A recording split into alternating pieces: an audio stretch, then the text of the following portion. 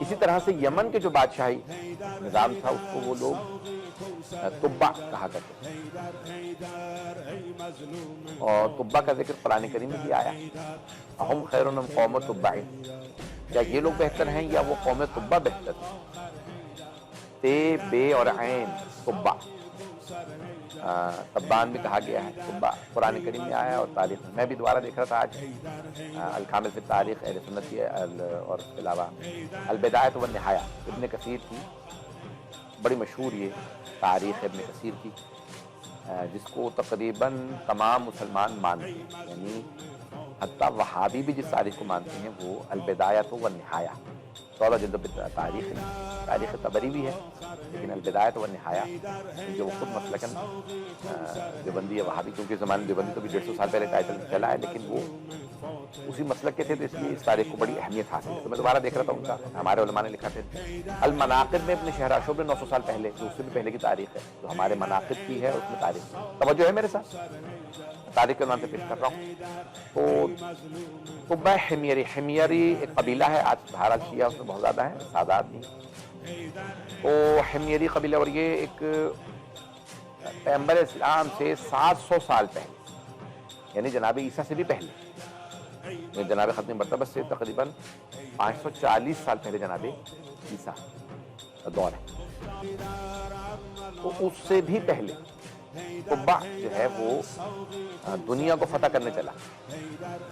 دنیا کو فتح کرنے کے لیے بڑے بڑے نام چلے ہیں، اسکندر اعظم کا نام بہت مشہور ہے، الیگزینڈر دی گریٹ کے نام سے، اور بہت سے لوگ، جیسے خود بڑا مشہور و معروف جو پچھلے ایک دور کا رہا ہے، بہت بڑا ظالم جو دنیا فتح کرنے کے لیے چلا تھا، ہمارا ہٹلر بھی کہتے تھے کہ دنیا فتح کرنا چاہتا تھا، لیکن چنگیز خان جس نے کافی دنیا کا جو بھی تھا، دنیا پوری دنیا تو کوئی فتح نہیں کر سکتا، لیکن دنیا فتح کرنے کے لیے بہت سے لوگ چلے کہ ہم دنیا فتح کریں۔ توجہ ہے، تاریخ کے عنوان سے جاری رکھے ہوئے تو اس لیے پیش کر رہا ہوں۔ تو اسعد ایک ہے، اسد الف سین دال، اسد ہوتا ہے یہ یعنی شیر، ایک ہے اسعد الف سین عین دال، اسعد، سعد سے اسعد یعنی بہت خوش قسمت، سعد کہتے ہیں خوش قسمت کو، اسعد یعنی سب سے زیادہ خوش قسمت۔ اسعد ابو کرب کے نام سے ایک تبع بادشاہ گزرا ہے، رسول اسلام سے 700 سال پہلے یمن کا بادشاہ تھا، جو ایک بہت بڑا مجہز لشکر لے کے چلا دنیا فتح کرنے کے لیے۔ سننا چاہیں گے؟ یہ تقریباً بہت بڑا لشکر لے کے چلا، اور اس میں کہہ لیں کہ کئی ہزار علماء، یہ اپنے ساتھ علماء لے کے چلا، بڑے بڑے قابل علماء لے کے چلا۔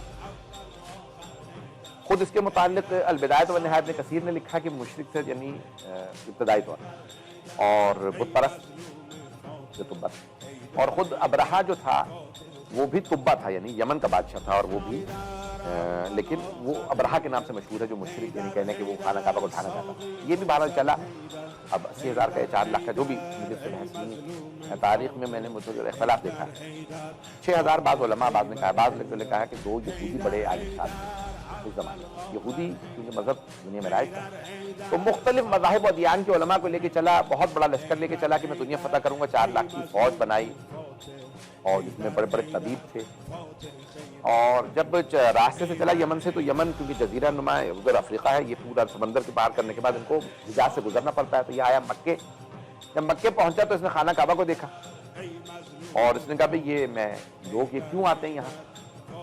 یہ لوگ سب احترام کرتے ہیں اس کعبے کا، حضرت ابراہیم و حضرت اسماعیل نے بنایا تھا۔ ہم نے پہلے عرض کیا کہ امام صادق فرما گئے کہ سب سے پہلے جناب آدم نے بنایا، یعنی تجدید کی تھی جناب ابراہیم و اسماعیل علیہ السلام نے، لیکن انہی کو بانی کہا جاتا ہے۔ بہرحال تو کہا یہ ان کے جد، یہ جو عرب ہیں ان کے جد حضرت ابراہیم تھے، انہوں نے بنایا تھا، اور یہ لوگ اس کی تعظیم کرتے ہیں۔ بہرحال مشرکین بھی آتے تھے، وہ اپنے بتوں کو لے آتے تھے اور طواف کرتے تھے بغیر لباس کے۔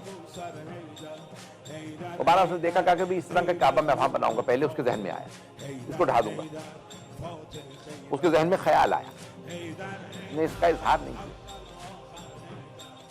اور وہ بیمار ہو گیا بہت سخت تبع۔ جب وہ بیمار ہو گیا تو اس کے طبیبوں کو بلایا گیا کہ اس کا علاج کرو۔ ایک طبیب نے آ کے کہا کہ اس کا علاج، دوسرے نے یہ وہ کرتے کرتے ان میں سے ایک طبیب نے کہا حضور لگتا ہے کہ آپ نے کچھ یعنی روحانی گناہ کیا ہے، آپ کے جسمانی لحاظ سے کوئی بیماری نہیں ہے، آپ سالم ہیں، تو آپ کسی طبیب کے بجائے کسی عالم کو ملاقات کیجیے، اس سے پوچھیے آپ کا مسئلہ کیا ہے۔ بات پہنچ رہی ہے؟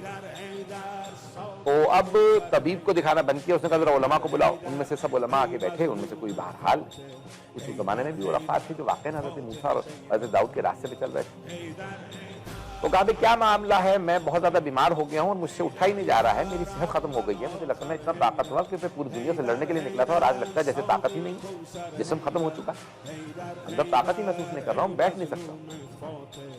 تو ان میں سے ایک عالم نے کہا کہ حضور لگتا ہے کہ آپ نے اس گھر سے متعلق، کعبے سے متعلق کوئی بری نیت کر لی.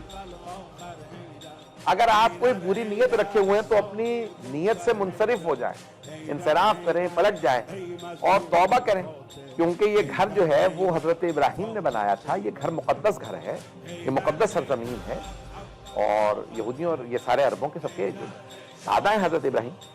اس نے کہا ٹھیک ہے آپ جا سکتے ہو. اس نے توبہ کی، اس نے کہا پروردگارہ واقعہ اگر یہ تیرا گھر ہے، اس سے منسوب ہے کہ تیرا گھر، اگر تیرا گھر ہے تو میں توبہ کرتا ہوں، اور صرف توبہ ہی نہیں کرتا بلکہ میں اس کعبے پہ غلاف چڑھاؤں، اسے غسل دوں گا اور اس پہ غلاف چڑھاؤں گا تو مجھے صحت دے دے. اگلے دن جب صبح اٹھا تو بالکل صحت یاب تھا. اچھا، البدایۃ والنہایہ والے کہتے ہیں کہ خواب میں اسے بشارت ہوئی کہ اس پہ غلاف چڑھاؤ. تو پیغمبر اسلام نے فرمایا ہے کہ سب سے پہلے جس آدمی نے خانہ کعبہ کو غلاف چڑھایا ہے وہ طبہ تھا. یہ جو غلاف کعبہ جسے کہا جاتا ہے، ستر کعبہ، کساہا، کسوت کعبہ جسے کہا جاتا ہے، یہ خود فقہی احکام ہے جو اسے جیسے آپ کہتے ہیں وضو کرایا جاتا ہے، اس کو غسل دیتے ہیں، خانہ کعبہ غسل دیتے ہیں اور پھر اس کے بعد نیا اس کا سیاہ لے. تو سب سے پہلے اس طبہ نے اسے غلاف چڑھایا، ایک کسوت کعبہ کا جو عمل تھا، غسل دیا، اور پھر اس نے خواب دیکھا بقول ابن کثیر کے، دوبارہ خواب دیکھا کہ نہیں اس سے بہتر کرو، اس سے بہتر کرو، کرتے کرتے اس نے تیسری دفعہ میں بہت خوبصورت غلاف جس کے اوپر سونے کی تاروں سے کام ہوا تھا وہاں پہ کچھ برتن رکھے، اور اس نے وہ سب سے پہلے اہتمام کیا، اور وہ سارا کا سارا اہتمام طبہ.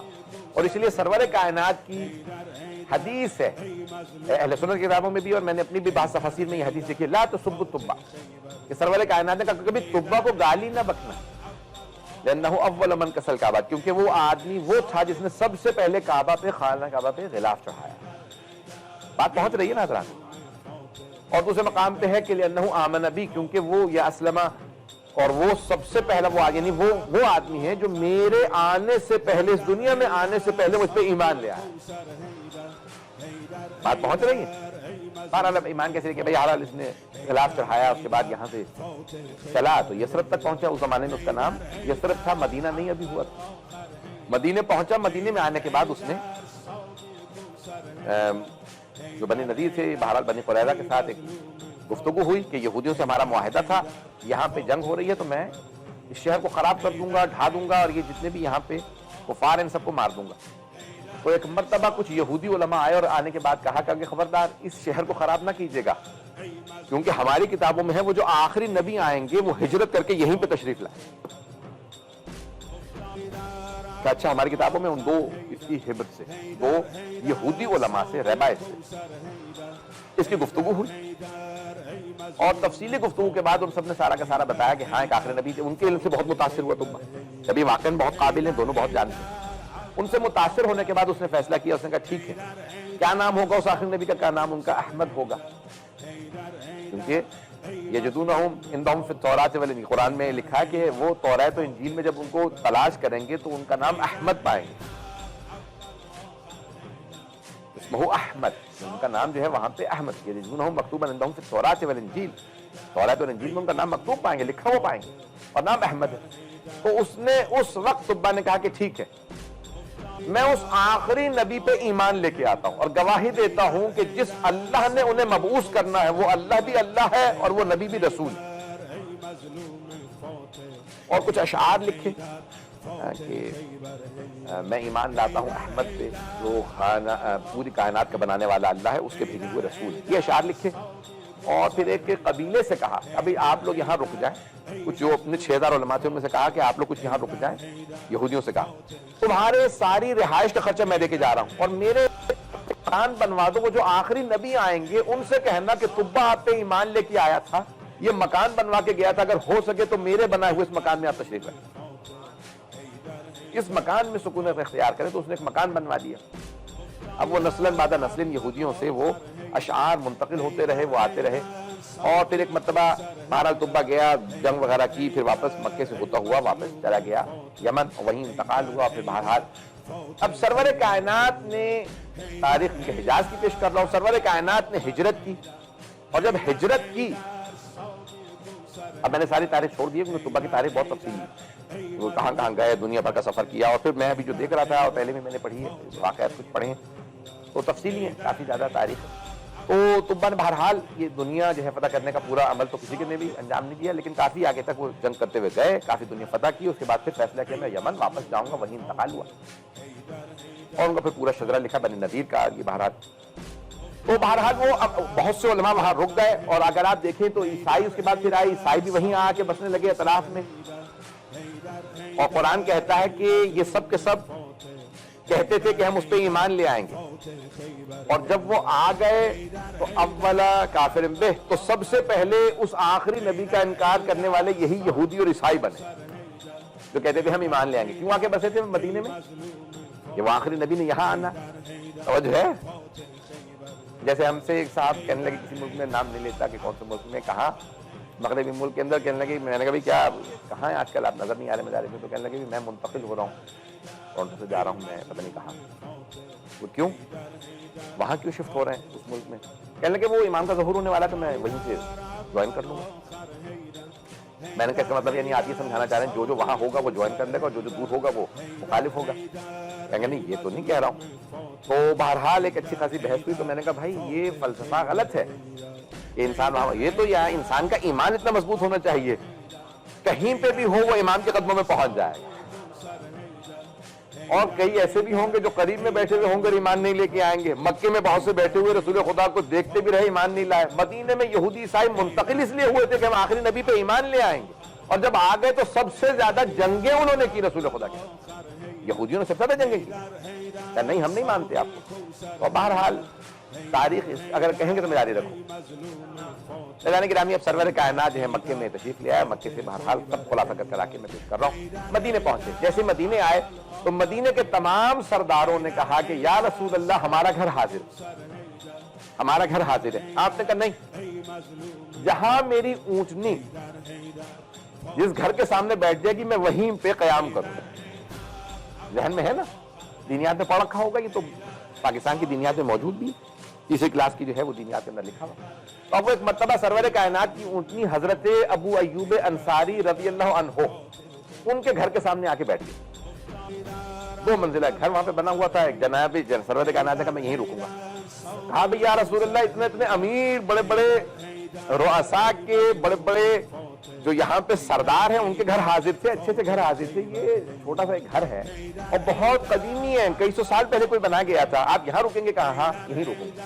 تو فوراً حضرت ابو ایوب انصاری آئے، اور آنے کے بعد کہا یا رسول اللہ ہمارے اجداد ہمیں خط دے گئے ہیں کہ کوئی آدمی تھا طبہ نامی بادشاہ، وہ ایک خط دے گیا تھا یہ مکان بنوانے کے بعد ایک آخری نبی آئیں گے، جب وہ مدینے آئیں تو کہنا کہ میں ان پہ ایمان لا چکا تھا اور یہ مکان ان کے لیے بنوا کے چھوڑے جا رہا ہوں. اگر وہ مدینے تشریف لائیں، جب وہ مدینے تشریف لائیں تو ان سے کہیے گا اس مکان میں قیام پذیر ہوں، اور یہ ان کے لیے ہماری طرف سے تاکہ کچھ اشعار ہیں.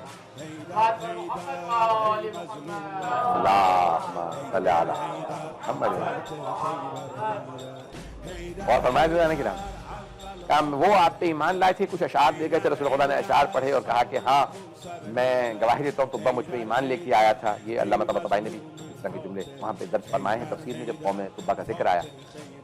تو ایک مرتبہ جو ہے یہاں پہ حضرت ابو ایوب انصاری گھر پہ رکے. وہ جناب سرور کائنات وہاں اس لیے رکے کیونکہ طبہ نامی اسعد ابو کرب حمیری وہاں رسالت مآب کے لیے گھر بنا گئے تھے. اگر کوئی 700 سال پہلے بھی ایمان لے آئے تو رسول خدا اس کی شفاعت کی ضمانت دیتے ہیں، کیونکہ ان اشعار کی اختتام پہ خط تھا جس میں یہ لکھا تھا یا رسول اللہ اگر میں زندہ رہا تو وعدہ کر کے جاتا ہوں جہاں پہ آپ قیام کریں گے میں آپ کے دفاع کے لیے پہنچ جاؤں گا، لیکن اگر میں نہ رہا تو میں آپ سے صرف اتنی درخواست کرتا ہوں کہ میرے مرنے کے بعد میری شفاعت کر دیجیے گا. تو رسول خدا نے کہا کہ ہاں میں اس طبہ کی شفاعت کروں گا. المناقب میں لکھا ہے سرور کائنات نے فرمایا کہ میں شفاعت کروں گا. میدان گرامی یہ سرور کائنات کا وعدہ ہے کہ میں شفاعت کروں گا جو مجھ پہ پہلے بھی ایمان لے آیا ہو، جو مجھ پہ پہلے بھی ایمان لے آیا ہو، میرے بعد بھی ایمان لے کے آئے، میں اس کی شفاعت کروں گا اگر مجھ پہ ایمان رکھتا ہوگا. سرور کائنات نے وہیں قیام کیا. وہ تمام علماء جن کو بتایا کہ بھئی یہ وہی نبی ہیں، وہ کہا کہ نہیں ہے، بہت سے ایمان لائے، بہت سے ایمان نہیں لائے، بہت سے اکثر قبیلے مسلمان ہو گئے، ایسا بھی نہیں تھا کہ مسلمان نہیں ہوئے، بہت سے مسلمان ہو گئے. حضرت ابو ایوب انصاری اور دیگر جو علماء بہت سے وہاں پہ موجود تھے، سب ایمان لے آئے. عزیزان گرامی، یہ مدینے کی تاریخ ہے. سرور کائنات نے وہیں پہ اسی مکان میں قیام کیا، بعد میں پھر مسجد نبوی کی تعمیر کی.